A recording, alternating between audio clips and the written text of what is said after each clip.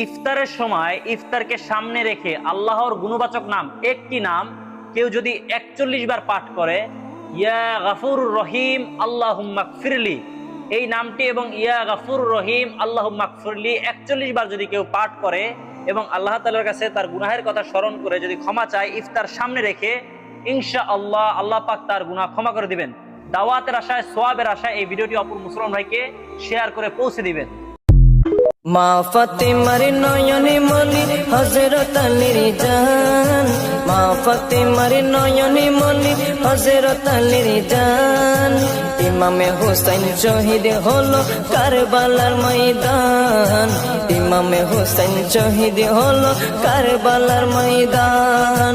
দয়ালি নবীর জবানে দেখা তো হবে না আর এই জীবনে, দেখা হবে জান্নাতে